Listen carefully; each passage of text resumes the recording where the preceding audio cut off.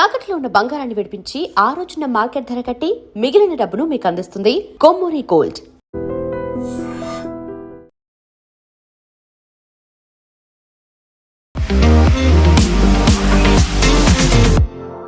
నమస్తే, నేను Kavitha. Welcome to I dream news and నిజాలు.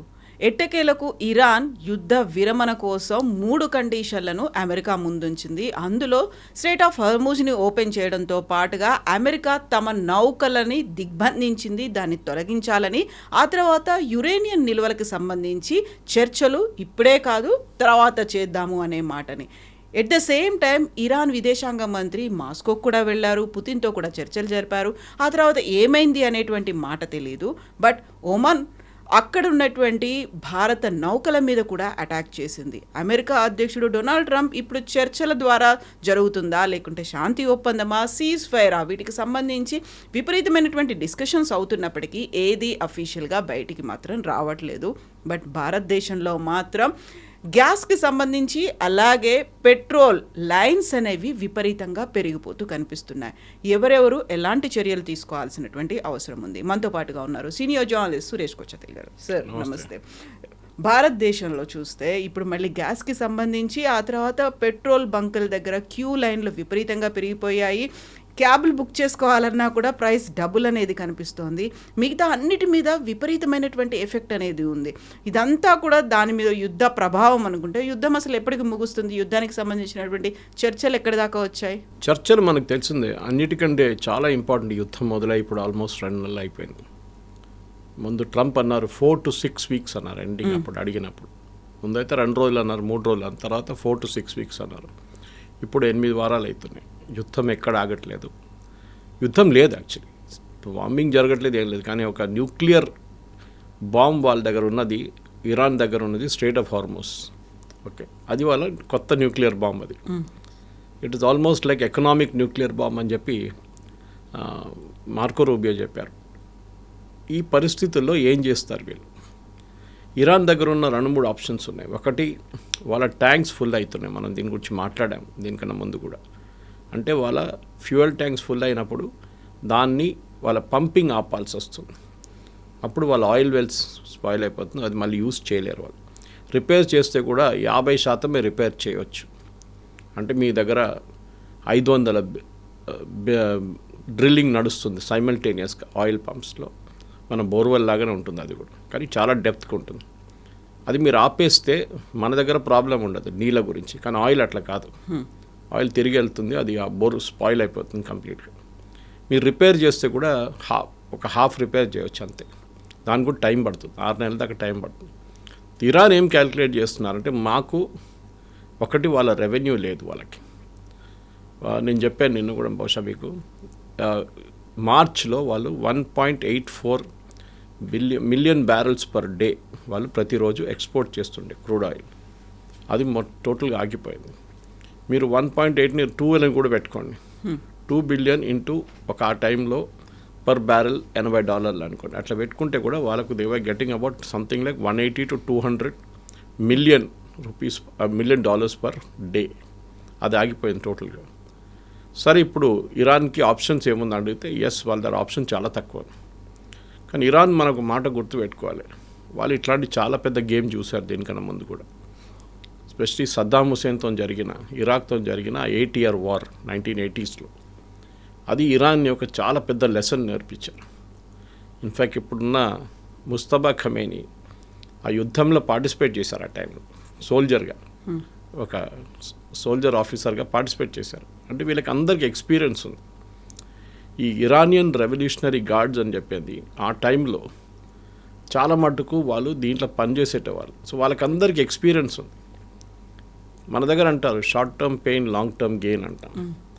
ఇరాన్ రెడీ ఉన్నారు లాంగ్ టర్మ్ గెయిన్, పెయిన్ కూడా. ఎందుకంటే వాళ్ళు అంటున్నారు మాకు ఒక ఎగ్జిస్టెన్షియల్ క్రైసిస్ ఇది.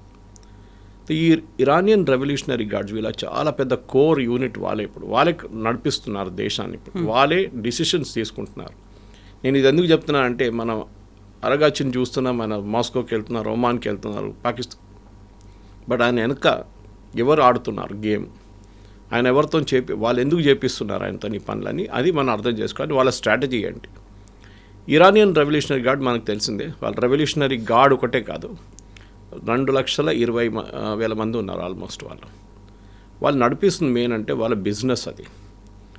ఈ ఇరాన్ శాంక్షన్స్ టైంలో లాస్ట్ ఆల్మోస్ట్ 47 సంవత్సరాలని చెప్పొచ్చు, కానీ ఎస్పెషల్లీ లాస్ట్ 10 సంవత్సరాలు శాంక్షన్స్ చాలా స్ట్రిక్ట్ అయిపోయింది. ప్రెసిడెంట్ ఒబామా తర్వాత ప్రెసిడెంట్ ట్రంప్ వచ్చారు, దాని తర్వాత బైడెన్ వచ్చారు, ఇప్పుడు మళ్ళీ ట్రంప్ వచ్చారు. సో 4 years 2 years 10 సంవత్సరాలు శాంక్షన్స్ చాలా స్ట్రిక్ట్ చేసేసారు. దానికన్నా ముందు మనం కూడా ఇరాన్ దగ్గర ఆయిల్ కొంటుండే, మనకు కూడా బంద్ చేయాల్సి వచ్చింది అది. సో ఇరాన్ ఈ ఆయిల్ బయటికి తీసుకెళ్ళడానికి అన్నిటికంటే పెద్ద ఒక రోల్ ప్లే చేసింది ఇరానియన్ రెవల్యూషనరీ గార్డ్స్. అప్పుడు మనం అనుకుంటాం రెవల్యూషనరీ గార్డ్స్ పని అంటే ఆయిల్తో అని అనుకుంటాం అనమాట. కానీ వాళ్ళు చేశారు. వాళ్ళు ఈ షిప్స్ని తీసుకొస్తారు, దాన్ని డీఫ్లాగ్ చేస్తారు, కొత్త ఫ్లాగ్ పెడతారు, తీసుకెళ్తారు. దాన్ని గోస్ట్ షిప్స్ అంటాం మనం. ఈవెన్ రష్యా కూడా చేస్తారు అదే గేమ్. మళ్ళీ దాని ఆయిల్లో ఇంటర్నేషనల్ మార్కెట్లో అమ్ముతారు. డబ్బులు రెవల్యూషనరీ గార్డ్స్ తీసుకుంటారు, దేశానికి రాదు, వాళ్ళ అకౌంట్కి రాదు అన్నమాట. సో వీరొక ప్యారలల్ ఎకానమీ నడిపిస్తుండే ఇరానియన్ రెవల్యూషనరీ గార్డ్స్. సో చాలామంది అంటారు ఈ యుద్ధాన్ని ఆపడానికి ఇంట్రెస్ట్ లేని వాళ్ళు ఇద్దరు ఉన్నారని. ఒకటి ఇజ్రాయెల్, ఇంకోటి రెవల్యూషనరీ గార్డ్స్. ఇజ్రాయెల్కేమో యుద్ధం ఆగిపోతే వాళ్ళు ఫైనల్ ఆబ్జెక్టివ్ అచీవ్ కాదు, ఒకటి రెజ్యూమ్ చేంజ్, ఒకటి వాళ్ళ న్యూక్లియర్ అసెట్స్ని తీసేయడం. రెవల్యూషనరీ గార్డ్స్కి యుద్ధం ఆగిపోతే వాళ్ళ డబ్బులు ఆగిపోతుంది. ఎందుకంటే వాళ్ళు 60% వాళ్ళ పని ఇది ఉంటుంది, రెవల్యూషనరీ గార్డ్గా ఉంటారు. కానీ 40-40% దాకా వాళ్ళు డ్యాములు కడతారు, బ్రిడ్జ్లు కడతారు, రోడ్లు చేస్తారు, ఇట్లాంటి ఆయిల్ రెవెన్యూ చేస్తారు. సో వాళ్ళ బిజినెస్ అది. సో యుద్ధం ఆగిపోతే రెవల్యూషనరీ గార్డ్స్ కొలాప్స్ అయిపోతారు, వాళ్ళకు ఉండదు. And they are the most corrupt body in Iran today. So ఇది ఈయన ఫారిన్ మినిస్టర్ వెళ్తే మాట్లాడుతున్నప్పుడు కూడా ఆయన మైండ్లో బ్యాక్ ఆఫ్ ద మైండ్లో అది ఉంటుంది, నేను ఇరాన్ తెహ్రాన్కి రేపు తిరిగి వస్తే నన్ను ఫినిష్ చేసేస్తారా అని. సో చాలా కేర్ఫుల్గా మాట్లాడాల్సి వస్తుంది. పుటిన్ దగ్గర వెళ్ళారు. పుటిన్ అయితే నార్మల్ పబ్లిక్లో చెప్పిన స్టేట్మెంట్ మనం అందరు విన్నాం, దట్ ఈజ్ యుద్ధం ఆగాలి, నేను కూడా నా ప్రయత్నాలు చేస్తాను, ద యూజువల్ డిప్లొమాటిక్ లాంగ్వేజ్. కానీ క్లోజ్ డోర్లో ఏం జరిగింది మనకు తెలియదు. అది చాలా ఇంపార్టెంట్గా ఉంటుంది అనమాట. సో పుతిన్ దగ్గరికి వెళ్ళారు, కలిశారు. ఆ తర్వాత అఫీషియల్గా ఇరాన్ నుంచి కానీ మాస్కో నుంచి కానీ ఎలాంటి ఇన్ఫర్మేషన్ అయితే రాలేదు. బట్ ఇంటర్వ్యూన్ అవుతున్నారా, లేకుంటే వాళ్ళు మధ్యవర్తిత్వం వహించి ఈ శాంతి విరమణ లేకపోతే యుద్ధ విరమణకి సంబంధించి ఏమన్నా జరుగుతుందా అనుకున్నప్పుడు ఎక్కడైనా పాజిటివ్ యాంగిల్ అనేది మీకు అనిపిస్తుందా? ట్రంప్ అయితే అబ్జర్వ్ చేస్తుంటాడు, పుతిన్ ఏం మాట్లాడాడు అనేది. కనీసం వాళ్ళిద్దరైనా మాట్లాడుకుని ఉంటారా?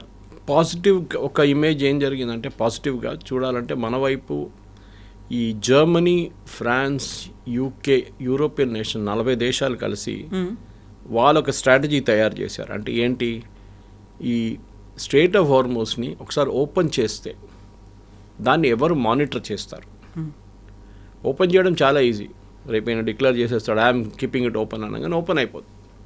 కానీ అక్కడ ఆ సీ మైన్స్ ఏం చేస్తారు, ఎవరు తీస్తారు? ప్రెసిడెంట్ ట్రంప్ పెద్ద స్టేట్మెంట్ ఇచ్చారు, we will do it, we will lift the mines up అన్నారు. అమెరికా దగ్గర ఒక్క మైన్ షిప్ కూడా లేదు, anti mine ship, mine sweepers లేవు వాళ్ళ దగ్గర.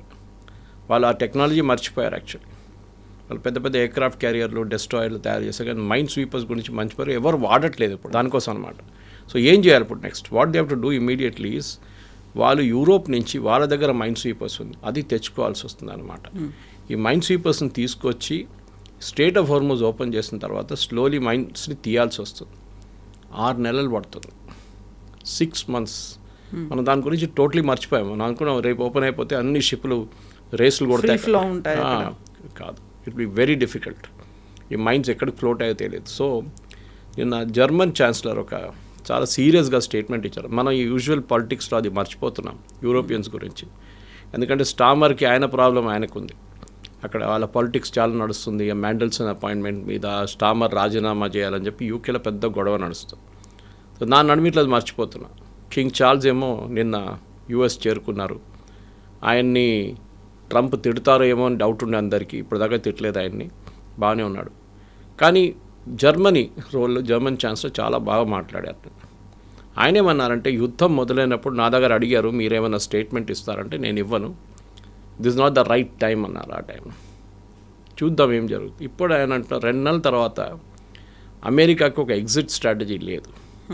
రేపు యుద్ధం ఆపాలంటే అమెరికాకి 1, 2, 3, 4 అనే ఒక పాయింట్స్ ఏమైనా ఉండాలి. ఏం లేదు. ప్రెసిడెంట్ ట్రంప్ ఒకటే అంటారు, స్ట్రెయిట్ ఆఫ్ హార్మోస్ ఓపెన్ చేయండి. ఇరాన్ అంటారు ఇప్పుడు ఓపెన్ చేయడానికి మేము కూడా రెడీగా ఉన్నాం, మీరు యుద్ధం ఆపాలి అని చెప్పారు. యుద్ధం ఆపడం అనేది ఒక పెద్ద టర్మినాలజీ. యుద్ధం ఎట్లా ఆగుతుంది? మీరు అంటారు ఇజ్రాయెల్ యుఎస్ మిమ్మల్ని బాంబ్ చేయకూడదు అంటారా? వాళ్ళు అంటారు great, we will not bomb you, me uranium assets మాకు ఇచ్చేసేయండి అంటారు. మళ్ళీ స్టోరీ ఎక్కడి నుంచి తిరుగుతుంది? మరి పిల్లి మెడలో ఎవరు గంట కడతారు? Who bells the cat first. ఇది ప్రాబ్లం. సో ఇది ఎక్కడ మొదలు చేయాలని అమెరికాకు తెలియదు, ఎక్కడ ఎండ్ చేయాలని కూడా అమెరికాకు తెలియదు. సో ఇప్పుడు మీరు చెప్పిన దాంట్లో స్టార్టింగ్లో ఒక కొత్త ప్రపోజల్ ఏంటంటే స్ట్రెయిట్ ఆఫ్ హార్మూజ్ ఓపెన్ చేద్దాం ఫస్ట్. అది ఓపెన్ చేసి పాసిబ్లీ డీమైనింగ్ గురించి యూరోప్తో మాట్లాడిన తర్వాత అది రెగ్యులర్గా నడుస్తుంది. అమెరికా అటువైపు మీ బ్లాకేజ్ కూడా తీసేయాలి. ఇది ఫస్ట్ స్టెప్ అని ఇరాన్ చెప్తున్నారు. ఇది అమెరికా అంగీకరించారు. ఎందుకంటే ప్రెసిడెంట్ ట్రంప్కి ఇది ఏం చెప్తారు, ఒక డిఫీట్ లాగా అయిపోతుంది. ఓకే, యుద్ధంలో ఓడిపోయినట్లు ఉంటుంది. ఎందుకంటే నెక్స్ట్ స్టెప్ ఆయన ఏం చెప్తున్నారంటే మీ యురేనియం గురించి వస్తారు. వాళ్ళంటే ఇప్పుడు యురేనియం ఇప్పుడు మాట్లాడడం, మేము దాన్ని పక్కన పెట్టండి, తర్వాత చూసుకుందాం.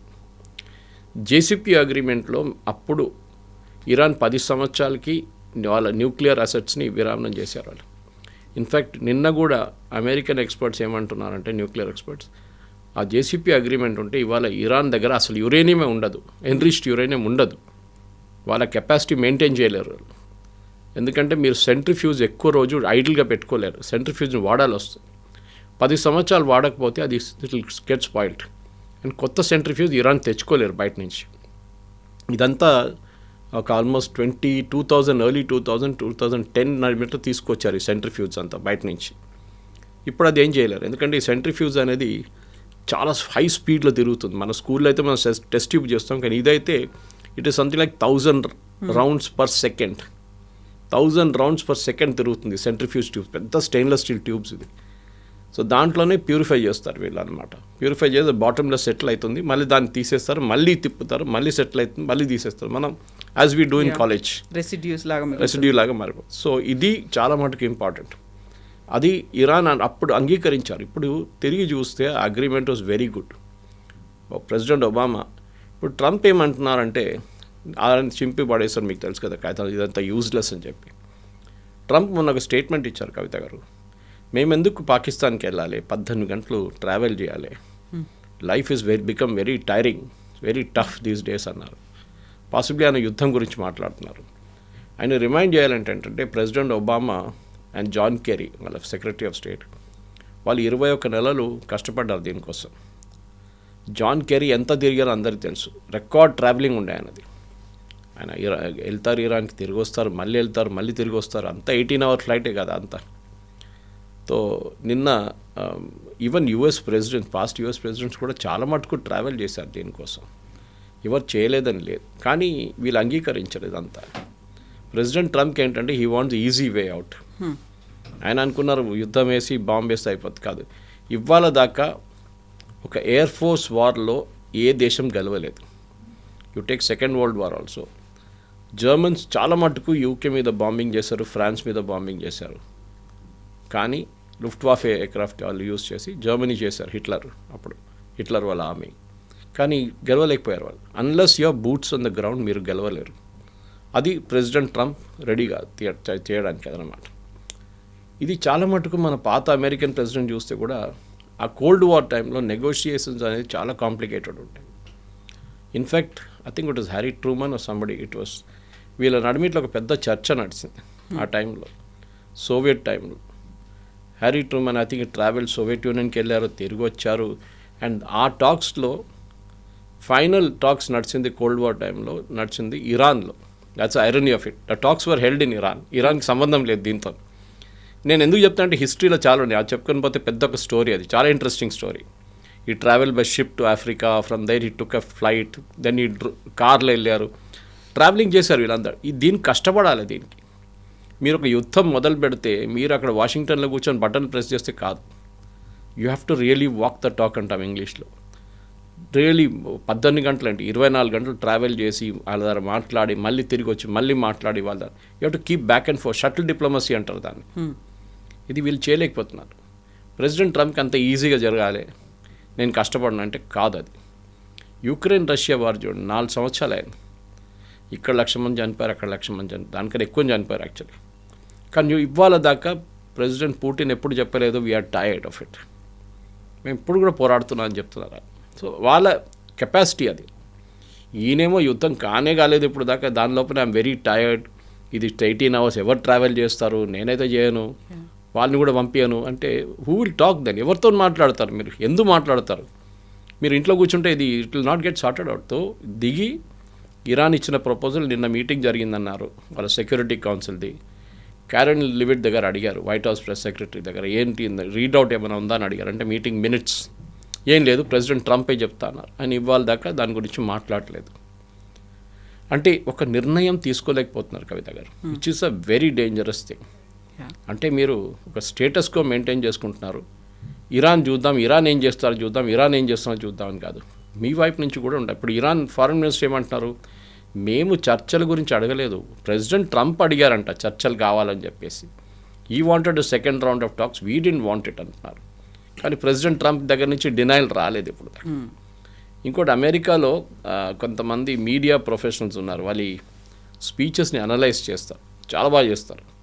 సో వాళ్ళు ప్రెసిడెంట్ ట్రంప్ లాంగ్వేజ్ చూస్తున్నారు. We have all the cards on the table, we have one the war, మేము వాళ్ళు మొత్తం కొట్టేసాం. వాళ్ళు లీడర్షిప్ సేమ్ స్టేట్మెంట్ అయినా ఇప్పుడు దాకా 35 సార్లు రిపీట్ చేశారు. 35 సార్లు. What is said on day 5, యుద్ధం మొదలై 5 రోజుల తర్వాత చెప్పిన స్టేట్మెంట్ ఇవాళ కూడా చెప్తున్నారు. అంటే మీరు కొత్తది ఏం చేశారు? 5 నుంచి ఇప్పుడు ఈ 2 నెలలు అవుతున్న 5 రోజుల నుంచి నెలల పాటు ఇప్పుడు వస్తున్నప్పుడు మీరు ఏం చేశారు? What did you do for 30 + 25 days, 55 days మీరు ఏం చేశారు చెప్పండి? ఏం లేదు.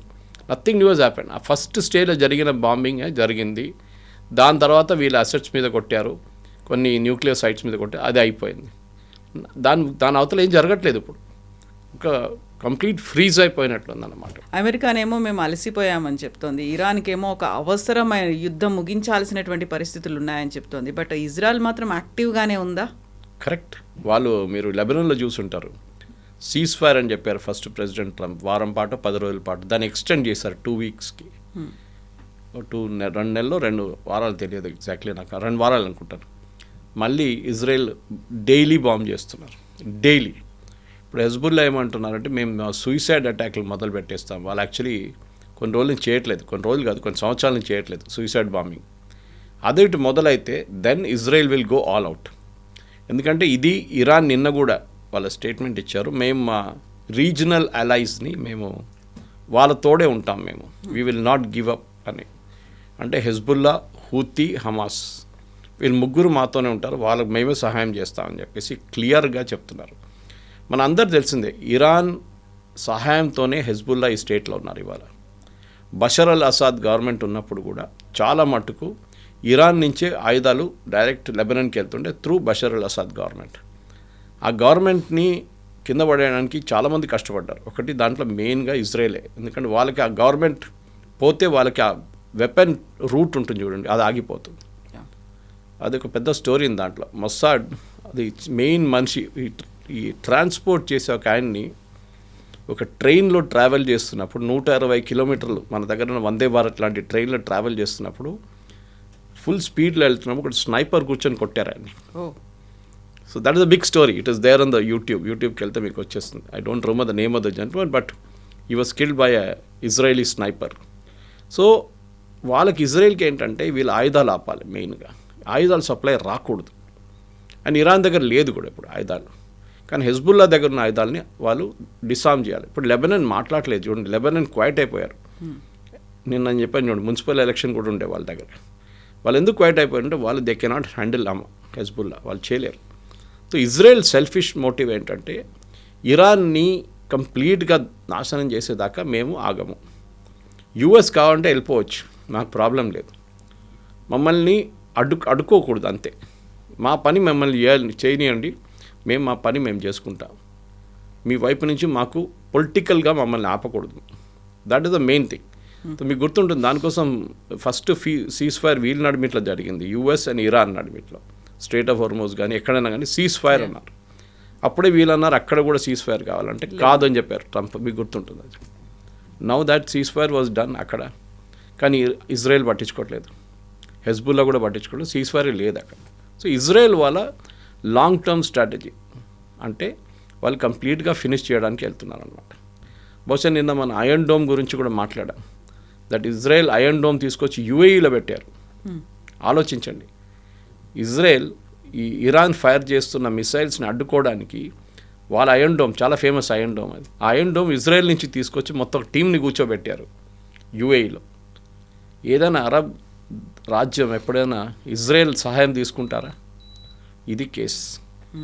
అంటే ఇప్పుడు సౌదీ అరేబియా ఇవాళ ఏం స్టేట్మెంట్ ఇచ్చారంటే అబ్రహాం అకార్డ్ మేము అంగీకరించాము. ఈ అబ్రహాం అకార్డ్ మెయిన్ మనిషి president Trump son in law Jared Kushner. ఆయన ప్రెసిడెంట్ టర్మ్ ఫస్ట్ టర్మ్లో ప్రెసిడెంట్ ట్రంప్ ఉన్నప్పుడు 2018 టర్మ్లో అప్పుడు జారెడ్ కుష్నర్ చేసిన మెయిన్ ఒక పని ఇది అబ్రహాం అకార్డ్. అంటే ఏంటి Abraham accord? Israel as a nation మీరు అంగీకరించాలి, అంతే. మీరు ఇజ్రాయెల్ ఎగ్జిస్ట్ అని చెప్పి అంగీకరించి సంతకం పెట్టాలి. దాన్ని ఫస్ట్ నేషన్ అరబ్ కంట్రీస్లో చేసింది యుఏఈ. యుఏఈ ఒక ఏం చెప్తారు, ఒక ప్రో అమెరికన్గా మారిపోయారు, ప్రో ఇజ్రాయలీగా మారిపోయారు. పక్కన ఉన్న సౌదీ అరేబియాకి అది పెద్ద ప్రాబ్లం. సౌదీ అరేబియాకి ఇజ్రాయెల్తో అసలు పడదు. And more importantly Saudi Arabia ఇరాన్తో కూడా వాళ్ళకి పడదు. ఒకటి షియా, ఇక్కడ ఒక సున్నీ, నడిమిట్లో UAE. UAE is now becoming a చాలా క్రూషియల్ పాయింట్. ఎందుకంటే ఒకటి వాళ్ళ ఎకానమీ టూరిజం మీద డిపెండెంట్ ఉండే, వాళ్ళకి ఇది ఎంత రేపు ఫినిష్ అయిపోతే బాగుంటుందని. కానీ అంత ఈజీ కాదు కవిత గారు. యుద్ధం రేపు ఆగితే కూడా దీని ఆఫ్టర్ ఎఫెక్ట్స్ మినిమం 2 సంవత్సరాల దాకా ఉంటుంది.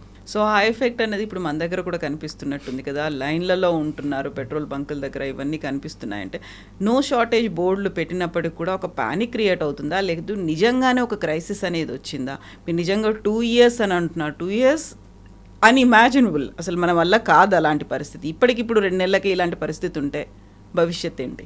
లేదు, మనకు ప్రాబ్లం లేదు. I'm reading from a government statement, ఇవాళ టైమ్స్ ఆఫ్ ఇండియాలో వచ్చింది. Sujatha Sharma, joint secretary petroleum and natural gas, ఈ ఆంధ్రప్రదేశ్లో కొన్ని చోట్ల జరిగిన ఈ panic buying was cause by panic buying and centre was in touch with this. మా దగ్గర 30 నుంచి 33% డీజిల్ సేల్ సర్టన్ స్టేట్స్లో పెరుగుతుంది అంటున్నారు.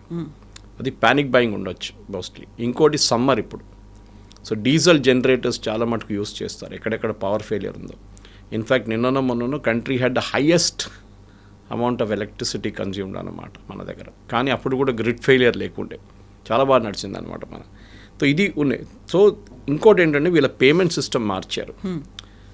ఆయిల్ కంపెనీస్ ఏమంటున్నారంటే రీటైల్ అవుట్లెట్ దగ్గర మీరు ముందే పేమెంట్ చేయండి, తర్వాత మేము డీజిల్లో పెట్రోల్ సప్లై చేస్తాం మీకు. ముందు అట్లా లేకుండే. ముందు వీళ్ళు సప్లై చేసిన తర్వాత 2 రోజుల్లో వీళ్ళు అమ్మిన పెట్రోల్ డబ్బులు, డీజిల్ డబ్బులతో వీళ్ళు డబ్బులు కడుతుండే. ఇప్పుడు ఏమైపోయిందంటే రీటైల్ అవుట్లెట్స్ వాళ్ళ దగ్గర ఉన్న డబ్బులు ముందే కట్టాల్సిందంట. అంటే మీరు ఫర్ ఎగ్జాంపుల్ మీరు ఇన్ని లీటర్స్ తెచ్చుకుంటారు డీజిల్, ఇన్ని లీటర్ పెట్రోల్ తెచ్చుకుంటే maybe 5 lakhs, 10 lakhs, 15 lakhs payment చేస్తారు మీరు. వీళ్ళకి ఈ రొటేషన్ చాలా క్రూషియల్, ఇది మార్జిన్ తక్కువే కదా, సో రొటేషన్ ఉండాలి కాన్స్టెంట్లీ. ఇప్పుడు వీళ్ళేమంటారంటే మాకు 2-3 రోజుల తర్వాత వస్తుంది డీజిల్, పెట్రోల్, అన్నీ రావట్లేదు. మెయిన్గా వీళ్ళు కాన్సన్ట్రేట్ చేస్తున్న సిటీ అవుట్లెట్స్ మీద కాన్సన్ట్రేట్ చేస్తున్నారు. సిటీలో ప్యానిక్ ఉండకూడదు అని చెప్పేసి. మీరు నార్త్ ఇండియాలో ప్యానిక్ లేదు. నిన్న జరిగింది ఆంధ్రప్రదేశ్లోనే. చంద్రబాబు నాయుడు గారు అన్నారు అదేదో వాట్సాప్ మెసేజెస్ పంపించారంటే ఎవరో, దాంతో జరిగిందని. సో ప్యానిక్ బయింగ్ చేయక్కర్లేదు. వీ హ్యావ్ ఇనఫ్ స్టాక్ అని చెప్పి చాలా క్లియర్గా వీళ్ళు చెప్పారనమాట, యూనియన్ పెట్రోలియం మినిస్ట్రీ. అది కాకుండా ఆంధ్రప్రదేశ్లో 400 ఫిల్లింగ్ స్టేషన్ షట్ డౌన్ చేశారు temporary due to severe fuel crisis caused by panic buying అంటున్నారు. The other states have no such problem అని చాలా క్లియర్గా. ఇప్పుడు ఈ పిఎన్జీ స్టాక్ గురించి మాట్లాడుతున్నారు. సో పిఎన్జీ గురించి కూడా చెప్తే సఫిషియెంట్ స్టాక్స్ మా దగ్గర డీజిల్, పెట్రోల్ ఉంది, ఏ సిచ్యువేషన్ మాకు ప్రాబ్లం లేదు అని చెప్తున్నారు. మా స్ట్రాటజిక్ ఆయిల్ రిజర్వ్స్ కూడా ఉంది మన దగ్గర చాలా మటుకు. 63 రోజుల స్టాక్ మన దగ్గర ఉంది. ఈ రోజు నుంచి ఇంకా ఈ రోజు కదా, ఎప్పుడు ఓకే, ఎప్పుడు మన దగ్గర 63 రోజులు ఉంటుంది. ప్రతి దేశం ఇది మెయింటైన్ చేస్తారు. చైనా ఇస్ ద హైయెస్ట్, 240 రోజుల స్టాక్ వాళ్ళ దగ్గర ఉంటుంది. సో అది కాకుండా పిఎన్జీ గురించి చెప్పారు. పిఎన్జీలో కనెక్షన్ తీసుకున్న వాళ్ళు 42,000 మంది పిఎన్జీ కనెక్షన్ తీసుకున్నారు. వాళ్ళ ఎల్పిజీ కనెక్షన్ సరెండర్ చేయాల్సి వస్తుంది. ఇప్పుడు మీ ఇంటికి పిఎన్జీ కనెక్షన్ వస్తే పైప్ న్యాచురల్ గ్యాస్, మీ ఎల్పిజి డియాక్టివేట్ అయిపోతుంది. మీకు ఎల్పిజి తీసుకోలేరు. ఎందుకంటే అది ఇది 2 కావాలంటే కాదు, ఏదో ఒకటి తీసుకోండి అంతే. అండ్ మోస్ట్లీ పిఎన్జీ తీసుకోవాల్సి వస్తుంది. సో స్లోలీ, ఎందుకంటే మన దేశంలో 50% పైప్ న్యాచురల్ గ్యాస్ మన దేశంలోనే ప్రొడ్యూస్ అవుతుంది. సో గవర్నమెంట్ ఈ బయట ఉన్న దాన్ని డిపెండెన్సీ తగ్గించడానికి వాళ్ళు చేసిన. ఇంకోటి గడ్కరీ గారు మనం చెప్పారు, we should do 100% ethanol blending, which is impossible. ఎందుకంటే మన దగ్గర ఇప్పుడున్న ఇంజిన్స్ స్పెషల్లీ కార్ ఇంజిన్స్ చూడండి, అది ఎథనాల్ 20-30% తీసుకోగలదు. 40 కూడా కొంచెం టఫ్ ఉంటుంది. కొత్త ఇంజిన్లు కావాలంటే they can go to 100% ethanol also. కానీ దానికి టైం పడుతుంది. బహుశా ఇంకో 5-10 సంవత్సరాల తర్వాతనే 50-60% బ్లెండింగ్ తీసుకుంటే మన ఇంపోర్ట్ బిల్ అంతా తగ్గిపోతుంది. మన గల్ఫ్ నేషన్స్ మీద డిపెండ్ కాక్కర్లేదు. చేయాల్సింది. It's a good move. Already మన దగ్గర ఎలక్ట్రిక్ కార్స్ మొదలైనవి, చాలా మటుకు ఎలక్ట్రిక్ 2 వీలర్స్ మొదలైనవి. So over a period of time బహుశా నెక్స్ట్ 10 yearsలో మన ఇంపోర్ట్ బిల్ 50-60% కట్ డౌన్ అయిపోతుంది, విచ్ ఇస్ చాలా పెద్ద మూవ్. ఎందుకంటే మనకు తెలుసు ఇండియన్ రైల్వేస్ దగ్గర ముందు డీజిల్ ఇంజిన్సే ఉండే మొత్తం, దానికన్నా ముందు కోల్ ఇంజిన్స్ ఉండే, తర్వాత డీజిల్ ఇంజిన్స్. ఇప్పుడు ఇండియన్ రైల్వేస్ మొత్తం ఎలక్ట్రిఫై చేసేసరి కంప్లీట్గా. సో వాళ్ళ సేవింగ్స్ ఆలోచించండి, ఎంత పెద్ద సేవింగ్స్ ఉంది వాళ్ళకి. టెన్షనే లేదు వాళ్ళకి, డీజిల్ లేదంటే ఏం కాదు, మాకు ఎలక్ట్రిసిటీ ఉంది కదా అని చెప్పేసి అది నడిపించుకోండి. So no problem. ఈ ప్యానిక్ బయింగ్ బంద్ చేస్తే బాగుంటుంది. లైన్లు కట్టకండి. పెట్రోల్ డీజిల్ అడిక్వేట్ స్టాక్ ఉంది. ప్రాబ్లమ్ ఈజ్ ఓన్లీ ఈ పేమెంట్ మెకానిజం మార్చారు, దాంతోనే ప్రాబ్లం వచ్చింది. అది కాకుండా సిటీలో ఈ సండే డీజిల్ పెట్రోల్ సప్లై కాలేదు చర్లపల్లి అక్కడ అవుట్లెట్ నుంచి. అది బహుశా అదేదో మిస్కమ్యూనికేషన్ ఉండొచ్చు. మేబీ వాళ్ళు ఒక రోజు బ్రేక్ తీసుకున్నారేమో, సో దాంతో జరిగింది. కానీ I don't think there is a major issue. కాకపోతే గల్ఫ్ ఆఫ్ ఒమన్ దగ్గర మన నౌకల మీద అటాక్ జరిగింది. 2 నౌకల మీద ఒక హెచ్చరికలు జారీ చేశారు. ఇరాన్ వాళ్ళు IRGC అటాక్ చేసింది అనుకున్నప్పుడు ఇంకా అక్కడ ఉన్నటువంటి భారతీయులు లేకుంటే ఆ నౌకలో ఉన్నటువంటి సిబ్బంది అందరికీ ఒక ప్యానిక్ అనేది వస్తుంది. ఆ తర్వాత నిజంగా అలాంటి పరిస్థితి ఉంటే మనతో ఫ్రెండ్షిప్ బాగానే ఉంది కదా, మళ్ళీ మన దాని మీద ఎందుకు అటాక్ చేశారు అనేది వస్తుంది. ఆ తర్వాత మళ్ళీ రావడానికి కష్టం అవుతుంది కదా, క్రైసిస్ అనేది వస్తుంది కదా అనే ఆలోచనలు. ఇన్ఫ్యాక్ట్ ఆ రోజు జరిగిన అటాక్ తర్వాత ఒక్క అటాక్ కూడా ఇవాళ దాకా జరగలేదు. అది వాళ్ళేమన్నారంటే వాళ్ళ వైపు నుంచి మిస్కమ్యూనికేషన్. అంటే వీళ్ళ దగ్గర లోకల్ కమాండర్స్ ఉంటారు. ఈ లోకల్ కమాండర్స్కి ఇండియా షిప్ ఏది, చైనా షిప్ ఏది అని తెలియదు. They are not maritime experts. ఏ ఫ్లాగ్ ఉంది, ఓనర్ ఒకరు ఉండొచ్చు. Owner might be an Indian, flag might be a Liberian, operating crew might be Philippines. ఇట్లా ఉంటుంది ఎట్లయినా. సో మిక్స్ ఉంటుందన్నమాట. సో వీళ్ళకి అదంతా కాంప్లికేషన్స్ తెలియదు. ఇంకోటి ఫ్లాగ్ మార్చేసుకుంటారు, రాత్రికి రాత్రి మార్చుకుంటారు ఫ్లాగ్ వాళ్ళు. ఓకే, వాళ్ళు ఏం చెప్తారు, UK ఫ్లాగ్ ఉంటే దాన్ని దింపి వీళ్ళు ఇండియన్ ఫ్లాగ్ పెడతారు. ఆ రోజు అటాక్ జరిగిన తర్వాత మీకు గుర్తుంటుంది, ప్రెసిడెంట్ ట్రంప్ అన్నారు, ఈ డిడ్ంట్ మెన్షన్ ఇండియన్ షిప్స్. ఆయన ఏమన్నారు, ఒక UK షిప్ ఇంకొక ఫ్రెంచ్ షిప్ని కొట్టారని చెప్పారు. వేరేజ్ మనం ఏం చెప్పాం, మన షిప్ అని చెప్తున్నాం, దానికి పేర్లు మనదే ఉన్నాయి. సో కాంప్లికేషన్స్ ఉన్నాయి. కానీ ఇప్పటికీ ఆ రోజు జరిగిన అటాక్ తర్వాత ఇంకా అటాక్లు జరగలేదు. ఎందుకంటే ప్రెసిడెంట్ ట్రంప్ ఒక వార్నింగ్ ఇచ్చారు, మీకు గుర్తుంటుంది. If you see any ships, అంటే ఇరానియన్ షిప్స్, చిన్న షిప్స్ మైన్ వేయడం మేము చూస్తే వాళ్ళని మేము ధ్వంసం చేసేస్తామన్నారు. ఇరాన్ దగ్గర ఇప్పుడు మైన్ లేయింగ్ కెపాసిటీ షిప్స్ లేవు వాళ్ళ దగ్గర. వాళ్ళు మ్యాక్సిమం ఏం చేయొచ్చు అంటే ఇట్లాంటి చిన్న క్రాఫ్ట్ తీసుకెళ్ళి, చిన్న బోట్లు తీసుకెళ్ళి దాని నుంచి మైన్ కింద పడేయచ్చు. కానీ వాళ్ళ మైన్స్ కూడా ఇప్పుడు లేదు. వాళ్ళు వేసిన మైన్స్ కూడా ఎక్కడుందో వాళ్ళకి తెలియదు ఇప్పుడు. సో వార్నింగ్ ఎట్లయిందంటే, అంటే మీ షిప్పులు దిగంగానే మిమ్మల్ని కొట్టేస్తాం, మీరు మైన్స్ వేస్తారో ఏమేస్తారో మాకు తెలియదు.